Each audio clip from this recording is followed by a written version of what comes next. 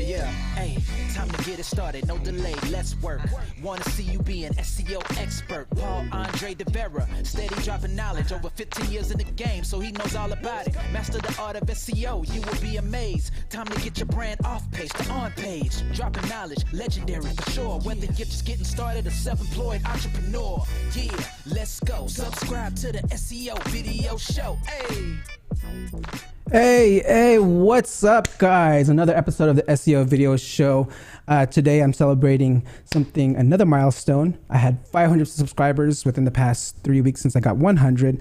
Thank you for all the supporters out there. Thank you for all the other shows helping me promote this show. I truly appreciate it. It's great to see this grow and get all the positive feedback.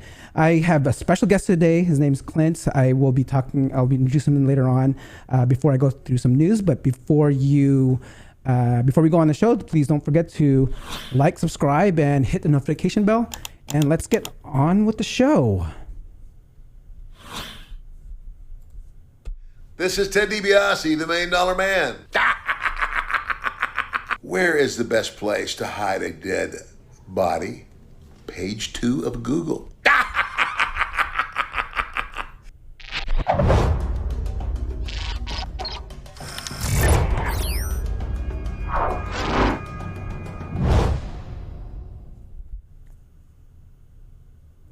All right, guys. So today I wanted to talk about masterminds, and it's funny because I actually came across another SEO podcast that was talking about masterminds. I first heard of SEO masterminds through my guest today, and we'll talk more about it later. But let's go ahead and listen to this podcast that I just found talk about masterminds. One big one is accountability. So the bottom line is, some people are incredibly self-motivated, and if they say that they're going to drop 10 pounds or increase their sales by 25% in the next year, that's all they need to do is just set those goals and they're off to the races. But for us mere mortals, I think it's really helpful to have somebody who holds you accountable. And when you are saying in a mastermind that you are going to do X, Y, and Z to help you accomplish those goals, and the next time you show up and you haven't done it, they're gonna hold your feet to the fire. They're gonna hold you accountable. And just that one element of masterminds, the accountability element, it can be incredibly helpful for you really to grow your business. The other thing that I would say is you're going to learn from people who maybe have already gone through this. And I can speak from experience with my own masterminds that I've been part of, is very often I will raise a question or concern and somebody has already run into that problem 6 months, a year ago, 3 years ago, and they have a solution. So rather than me reinventing the wheel or spinning my own wheels trying to find the right connection, they'll be like, oh, you should actually speak to this person over here. Or this is a great book that I have read that really made a difference to my career. And here, so I recommend it to you, or whatever the case may be. Also, generally, even though the mastermind definition said as few as 2 people, often the group is a little bit bigger than that. So having people bounce ideas off of each other can also be beneficial, so you get more than one approach to a solution, so you can kind of create a hybrid that's most appropriate for you. So if you didn't know, this show was actually born out of a mastermind. It was the IMG group, Internet Marketing Gold group, who had a mastermind. It was a concept, and then we... Like what Rich Brooks was saying, I held myself accountable. I was held accountable for something, just putting it out there. This was a show that I wanted to do for, maybe a year or so, but I never had it done until maybe just 3-4 months ago. I put it out there and I was held accountable and I came out with it. For those that don't understand what a mastermind is, it was first brought up by a guy named Napoleon Hill. It's from this book. It's I totally recommend reading it. This is a workbook part of the Think and Grow Rich. I want to go ahead and do a little turn back the clock. So I'm going to go ahead and show you something where Napoleon Hill, I have a little clip of him from back in the days, and I will he's going to let him explain a little bit about the masterminds. An understandable definition of the mastermind is this. It consists of 2 or more people who work in perfect harmony for the attainment of a definite purpose. Now, here are some interesting facts about the mastermind which give you an idea of how important it is and how necessary that you embrace this principle and make use of it in attaining success in your chosen occupation. First of all, it is the principle through which you may borrow and use the education, the experience, the influence, and perhaps the capital of other people in carrying out your own plans in life. It is the principle through which you can accomplish in 1 year more than you could accomplish without it in a lifetime if you depended entirely upon your own efforts for success. There you have it, masterminds. This is something that I totally believe in. We'll talk more about it again. Get into them. We'll talk more again. So now next piece of news, there was not that many Google news out there, but there was one piece of news that was actually very interesting. It was the Google Search Console Insights. It's in beta, and it's where you have Google Search Console and Google Analytics kind of put together. I mean, if you don't have Google Analytics installed and you have Search Console, then you may be SOL. I mean, that's something where. So sorry. Okay, for me, I actually found someone else to explain this a little more. Let's go ahead and have this explained. You're going to see an easier way to understand how your content resonates with readers. So if we scroll down, you're going to see provide content creators with the data they need to make informed decisions and improve their content. So what it's going to help you do is see which pieces of new content are performing well, are engaging with your visitors. It's going to show you total page views, where your traffic is coming from, how people find your website. If we keep scrolling down, you're going to see the new experience is powered by data from Search Console and Google Analytics. So Google is using that data to give you Search Console insights about your websites. And then before we get to the site overview, we keep scrolling down. You're going to see how can it help you. You're going to see what are your best performing pieces of content. So this is something I always like to look at. This is really the main thing I like about this new tool, because I like to see what pieces of content are engaging, are driving the most revenue for me, are the most valuable for me, because then you want to keep creating pieces of content like those ones. So how are your new pieces of content performing? How do people discover you across the web? What are your site's top and trending search queries on Google search? And what other sites and articles are linking to your website's content? Did you get any new links? Now you can see if we scroll down who can use this at the moment. It is a closed beta that's currently only available to a group of users. And yeah, so it's in beta. So if you don't see it when you log into Search Console or when you look on a page, then you are not invited. Next up is from the SEO Pros live stream. One thing I love about live streams is a lot of nuggets can come out of these things. It's not, it's maybe not scripted or anything like that. And sometimes it's just more, just free talk. And then sometimes someone will just kind of speak something out. This SEO Pros show was with Terry Van Horne, Bill Slawski, and Lily Ray. They talk about tables, the use of tables as snippets, which is very interesting. There was a study that Google kind of put out with the use of tables. Let's go ahead and listen in right here. The use of tables as featured snippets. Google refers to tables as structured data, and they had a WebTables project that started in 2008. They've done a couple white papers on. They talk about using the semantics of headings and so on to understand attributes in those tables, and that's what helps them figure they can use tables for answering featured snippets, because they understand what they're talking about. A lot of e-commerce websites use tables to describe products, like flat screen TVs. You go to an e-commerce website and you can see everything's described in terms of height, length, resolutions, and so on, and they define that stuff. There was an experimental table search from Google that sort of disappeared about a year ago or so, but Google will answer featured snippets with tables. Like if you ask for the roster of a sports team, they'll show you a table with all the players on the team in the table, right? Actually, HTML-based tables comprises 29 or almost 30% of the featured snippets. Now that's been a nice kind of fun fact or fun strategy about featured snippets for the past few years, is a lot of the times companies will actually include things that look like tables on the page visually, but they don't use table HTML elements. So that's always a quick win, that you can just go in there and make that change. So I'm going to put a link to the study about tables. It looks like Google is actually using tables from websites and a lot of different products. So I mean, a lot of things are coming out of Google, so be sure to check that out. Another thing was from this conversation with Lily Ray and Bill Slawski and Terry Van Horne was Schema, which is also will bring me to my guest very soon. They talk about how Schema is not just about rich snippets. There's a lot more that Schema can do. Let's listen in. Proving to be more and more difficult. Did an interview with the SEO from Best Buy, and they were pretty well the first big company to put Schema out in a big format. Was that they received more indexing from different engines that were after they added the data, for the simple reason they could extract all the data from their site and put it on another website. So they saw more traffic from other non-Google search engines? Yes. And strictly because of the machine readable part of it. Like, SEOs don't really understand what the technology does. Like, it's not just about producing rich snippets.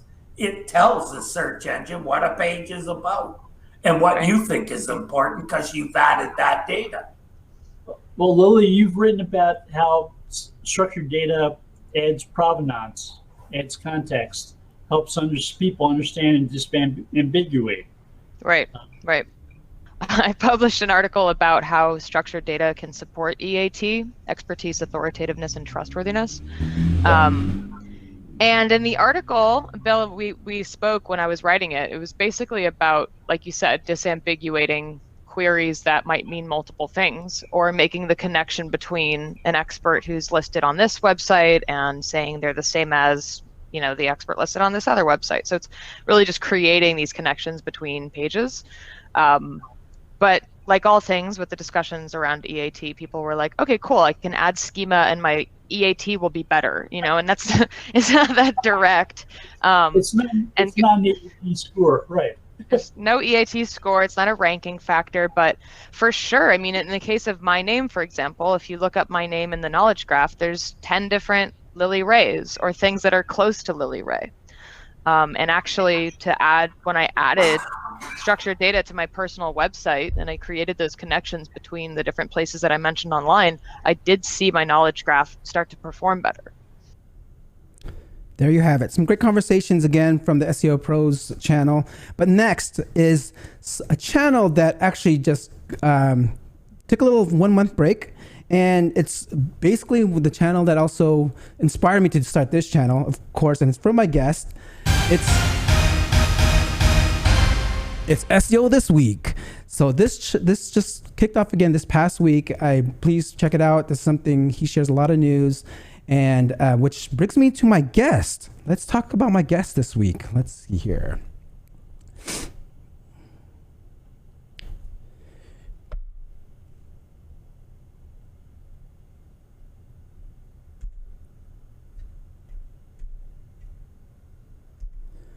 For about a decade, Clint has educated entrepreneurs, freelancers, and business professionals on how to get real results from SEO.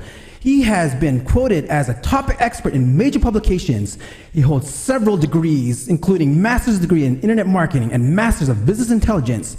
He has conducted hundreds of educational webinars and tutorials on his YouTube channel, founded 2 marketing agencies, Olympia SEO and Digital Ear. He is also the head agent over at the search intelligence agency, SIA. Created online courses available at whatranks.com and is streaming twice a week on SEO This Week and SEO Fight Club. Please welcome Clint Butler.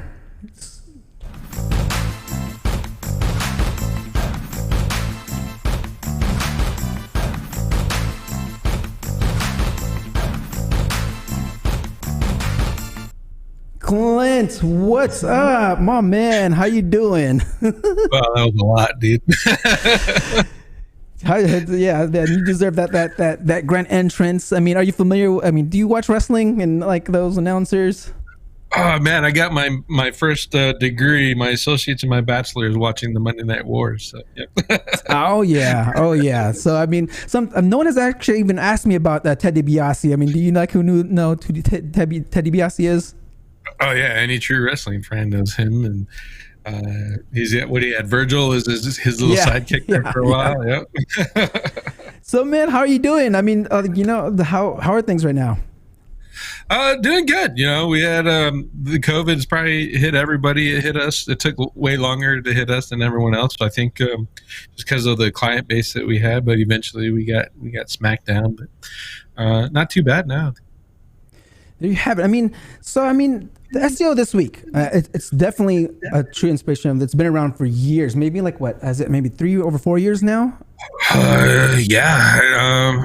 3 years, 171 shows. That's how we got it now. Yeah, that's a lot. I mean, that's something that like totally inspired me, and again, it started this. So, what actually made you start your show like that long ago and going this far? I mean, I can't imagine how far I could go with doing this, but I mean, you've gone quite some time. Yeah. So after I got back from my last tour in Afghanistan, and I got out of the Army, it was time to find a business for myself. And I've been doing videos while I was in the Army, just the training videos or whatever, you know what I mean? The normal stuff that everyone tells you to do.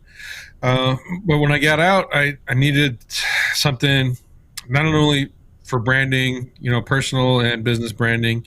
And I was always reading, and I just figured, why not just, if I'm going to read, let me turn this into something that's actually beneficial to me. You know what I mean? So that's where SEO This Week came out. And then kind of evolved into cleaning up the news stories and giving my perspective, and it's worked out. It's just kind of gone on. I've actually tried to cancel that show a couple times, and my fans are like, "No." People were sending me money to keep the show going. Oh man, no, it's very valuable. I mean, I can't imagine like how much stories you read, because I mean, even just finding a few clips from like myself, it takes hours just kind of listening. Sometimes you'll waste, maybe not saying waste, but you may learn something, but maybe 20 hours of watching content and nothing was worth sharing, right? Oh yeah, totally. I use like 4 or 5 different tools just to find stories, and then as you've seen the show, you end up with like five that are any value, which kind of goes to our niche, right? We're not putting out good quality content. We're all writing the same thing, blah blah blah, and Neil Patel and Brian Dean are starting the trend for that story, and then everyone decides that they're all experts on it. You know what I mean? And that's it gets a little bit. It gets hard finding good stuff. So you talk about, you said you were doing videos when you were back still in the military. Was that? And then, yep. So tell me your personal SEO journey. Like, how did it? I mean, from there, did it just start while you're in there? Like, what made you get into SEO? So I was a cop in the Army, and I knew I was going to get out. I wasn't old. I'm not old. I wasn't old. I was like 38 when I retired. So, but I kind of burnt out on the whole law enforcement gig. You know what I mean? So, especially after the deployments, I had more fun at the deployments than I did home doing cop stuff. And so I was looking for alternative means of income. When you're in the Army, you don't make that much money anyway. And I think like a lot of people, I found network marketing. And then with network marketing, the programs that I follow in, you guys probably heard of Herbalife. I was doing Herbalife, and we were buying leads and spending like $3,000 a month on leads. And I was like, this is dumb. You know what I mean? There's got to be an easier way to do this. So that's when I learned SEO. And I started probably where not very many people start. Everyone goes to what is that? Freaking the Warrior Forum and those kind of places, right? That's where, and now it's Facebook groups. But I started out in Black Hat forums, and hacker forums, and I started out doing adult SEO. And over there, the rules are significantly different than local or national on a clean basis. You know what I mean? So that's when I just kind of took off from there, And then I got the master's in internet marketing, the business intelligence. I use that a lot for looking at thinking about how data and SEO data, and then I actually have a third master's in public relations. So and that all ties in together, and I get to apply that every day. I think it's pretty cool. I mean, so Herbalife, that's like old school affiliate marketing, right? Like that's almost like a physical type thing, because you have to. Did you actually buy the stuff, or did you just kind of get the leads and just kind of flip it? Like how'd you do that? Because I mean, I'm thinking of like Herbalife as an Avon type of thing where, you know, didn't you have to actually buy the inventory, or how that work? Most of that network marketing stuff is pretty much based on that, right? So there's the two models: is you can sell the products and make money off of that, or you can sell the business. And then when you think about it, you know, a lot of people in SEO bash it. It makes me laugh because they'll bash it and then they'll tell me about all their affiliate money. I'm like, all right, so that's the same thing as network marketers doing. They're just selling the product. And then there's the affiliate programs that pay you to find other affiliates. It's network marketing. It's the business side of network marketing, right? So Herbalife was kind of that same thing, and I was taking it from the business side perspective. Find other people that wanted to sell it, help them build up their base, their leads, et cetera, and bring money, and then in turn rolls money over into me. So it's kind of a mutual benefit thing.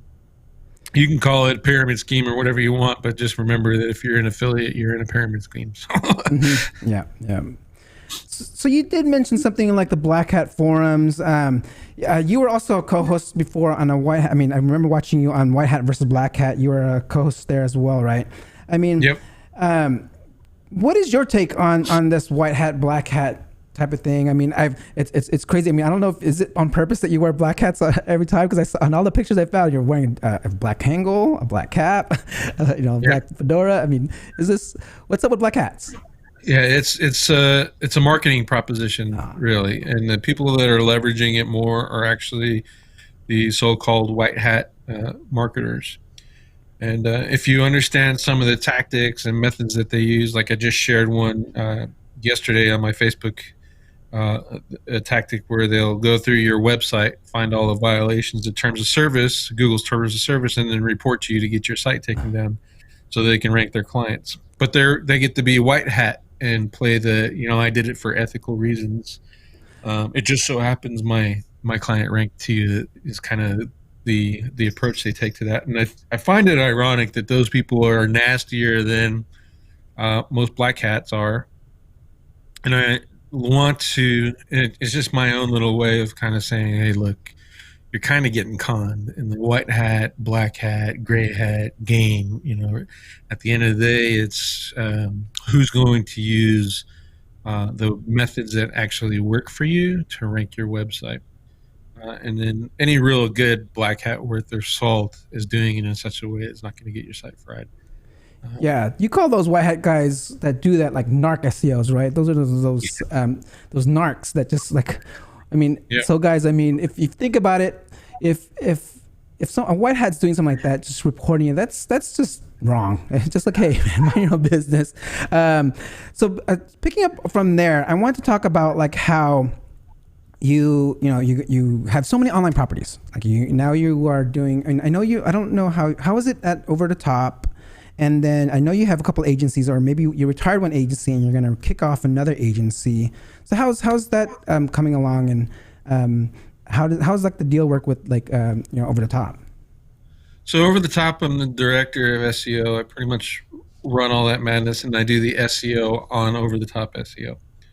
So if you've seen all those rankings, that's me and my team. And then I have Digital Ear now, which I was using at the time when I signed up for Over the Top. I actually fired all my clients because I got tired of dealing with clients. And that's why I like to deal with OTT is I just do SEO. I don't have to talk to clients. You deal with all that madness. But as I said, the COVID coming back, and I wanted to finally get around to doing the on-page optimization course that I've been talking about forever. Mm-hmm. So 2 birds, 1 stone. I'm revitalizing and bringing back Digital Ear. So was that kind of like salary based? You're getting your own compensation through there was kind of like you're an employee of Over the Top? Is how that worked?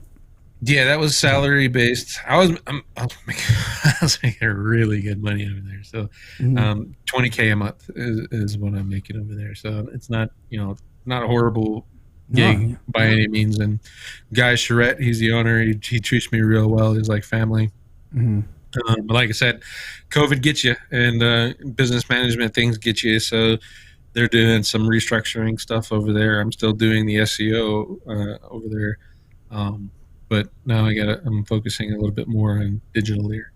So I feel like other SEOs are kind of in the same boat. They'll probably in the back of their mind think about like, okay, I'm working for this company, and then I want to, possibly start my own SEO agency. I mean, what's maybe a couple tips that you can give someone that wants to get into starting the SEO agency? Because you did one before, and you're re-kicking one off again. What's one thing that someone should pay attention to, and like how can they get it started?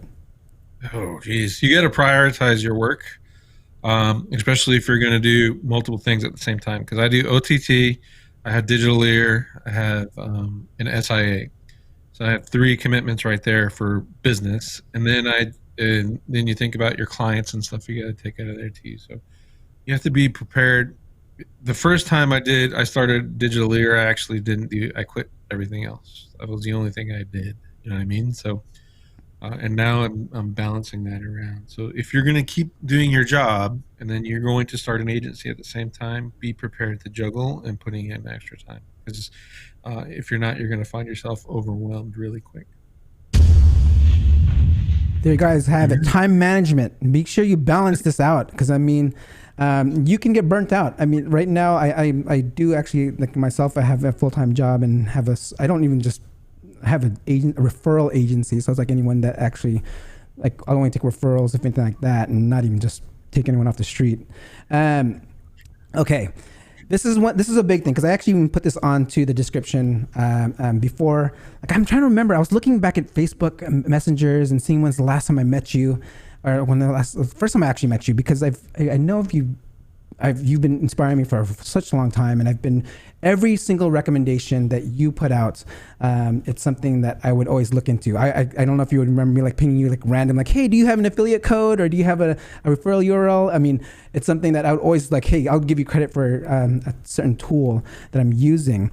And this is something where it leads to like my next part is the masterminds. I'm not like every group that which is whether it's SIA, IMG, Semantic Mastery, NFG, Ranking Factory, Robbie Richards, I'm in there because of you. And how many others? I'm in all those groups, and it's like, and I believe in like these masterminds, just like Napoleon Hill, Think and Grow Rich. It's one of those things to help yourself get better. Like, how many masterminds are you in, and how has it helped you within your business? So I wouldn't count SIA and IMG as masterminds, and just like the Facebook groups, those aren't masterminds either. They're just groups where you kind of hang out and share information.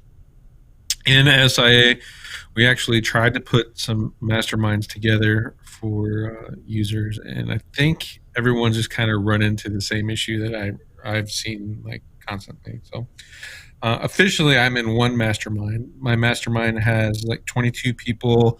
I let it get up to 30 at one point, and it was just a kind of a waste of time when that amount of people. So now we're down to just a little over 20, and the only people in there are people that we can interact safely. We don't have to worry about snowflakes getting hurt feelings. We can tell each other we're stupid, and we tell each other we got great ideas, and it just kind of works out. And since being in that, and I've had that open, and when Charles Float had his forum, that went nuts, and then we started mine. So 5 years now at least.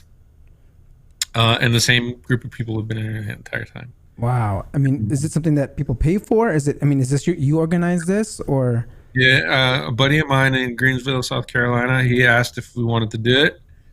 And because that one with Charles Float, the proper PBM group had an actual forum and membership site going with it, and the quality went down. So we just found people that we liked and trusted out of there, essentially, and just formed our own thing. But it's free. We don't pay each other for anything like that, and it works out.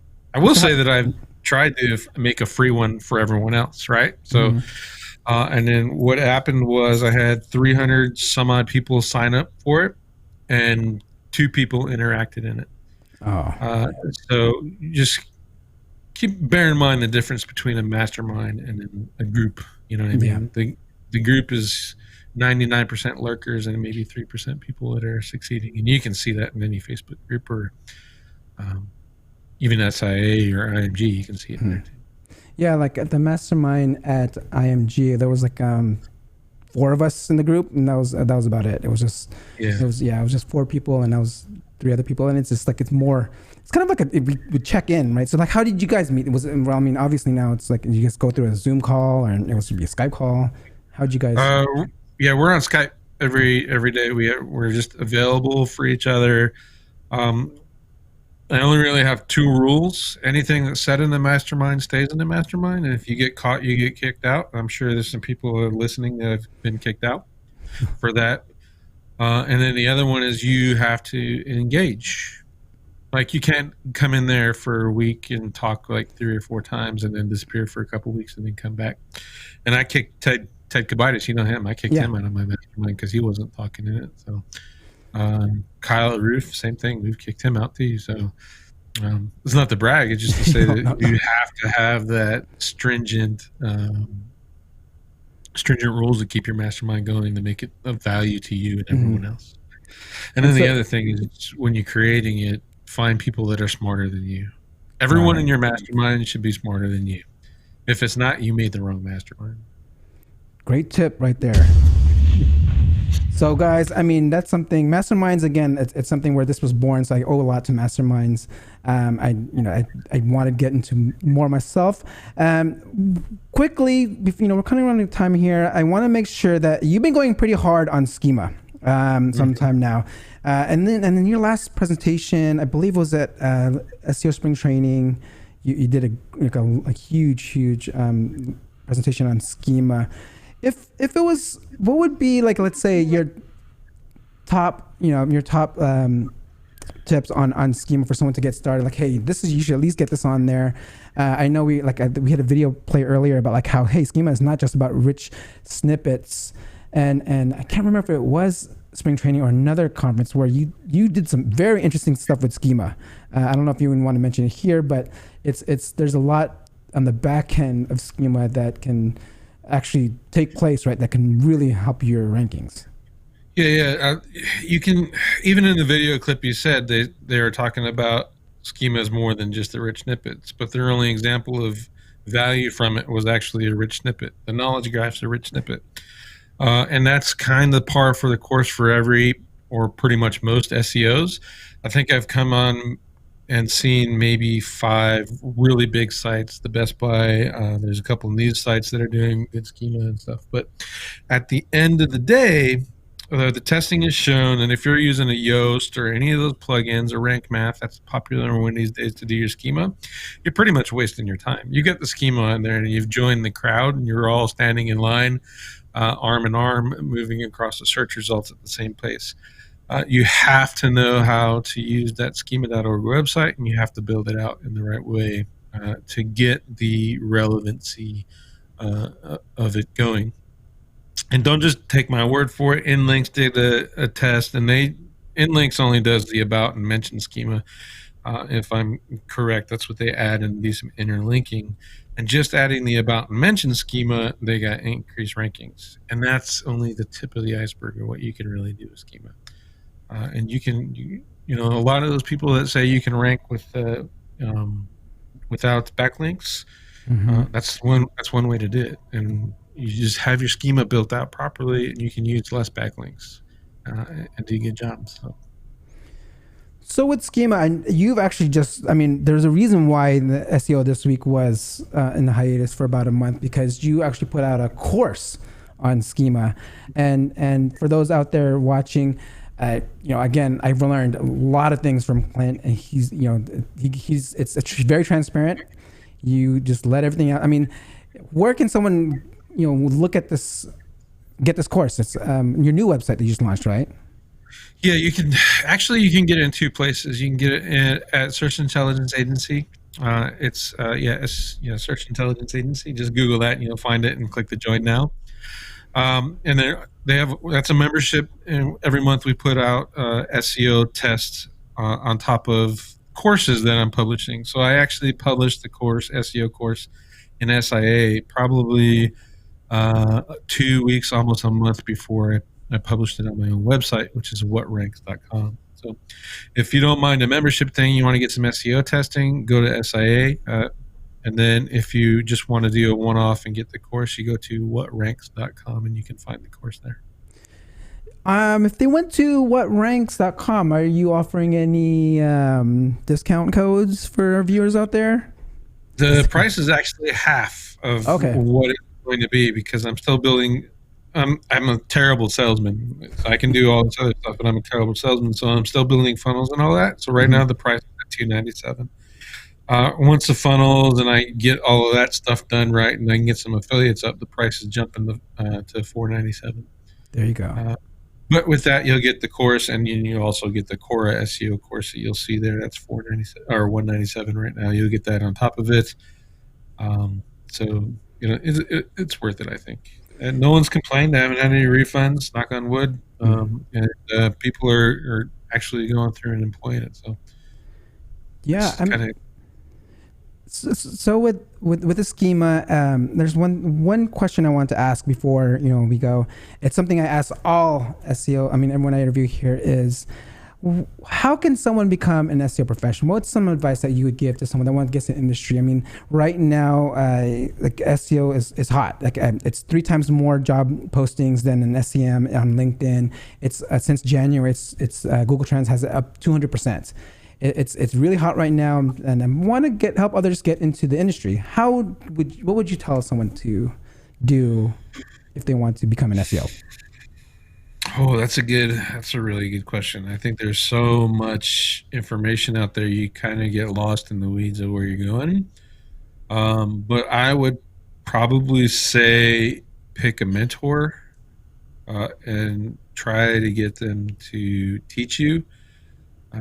And just kind of go that route. There's plenty of SEO courses. If I was recommending SEO courses, it'd be the SEO Blueprint by that's a good one. Robbie Richards has another one, and the other one is kind of gone now, but that's the OMG.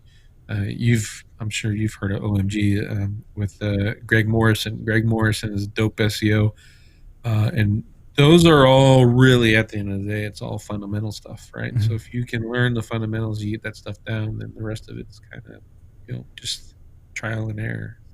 The science is in the on-page stuff, and the art is in learning the link building stuff. So, there you have it. So I mean, and think about this, guys. Don't think that mentors have to be someone that you have to be like talk to. Like Clint, I consider you a mentor. It's just by listening and watching. I mean, like even the books I read, like I consider like people that I even never spoke to in my life as a mentor, just by following it and kind of like taking action on what they say. It's something within. I believe you're pretty much my SEO has changed after finding you. I'm trying to remember where I met you, but I don't know. Would you ever even go to like Ungagged or anything like that? I went to those. I used to go to those conferences a lot in Vegas, the Black Hat World conferences. Either way, I appreciate finding you and you becoming my SEO mentor. Getting the results I've been getting right now. I mean, it's priceless. So guys, if you want to learn more from Clint, be sure to check out the course. He's also the head agent at the SIA Search Intelligence Agency. Clint, so let everyone know, like, how can someone get a hold of you if they want to kind of reach out and, hey, maybe have you as a coach or, as a mentor, and, do you even do that in like some one-on-ones? I know a lot of people do some one-on-ones as well. The problem with that is you find people that want to take advantage of you, and I've had a hard time in the past filtering that out. So if you want to, be in a constant engagement with me right now, you got to give me money. That's the way it is. So I can do consultations if you want to. You can find me over at digitalear.com. You can look at the site and point and laugh and notice that it's all short codes right now, but it's all ranking in the top 5 with short codes. Mm-hmm. But you can reach out to me there. You can reach out to me at Facebook, Slack, or if you want to join SIA.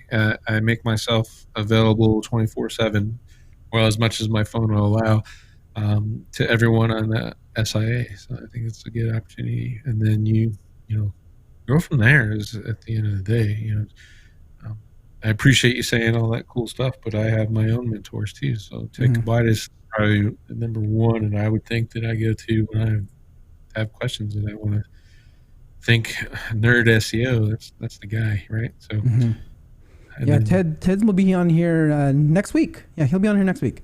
Oh, nice.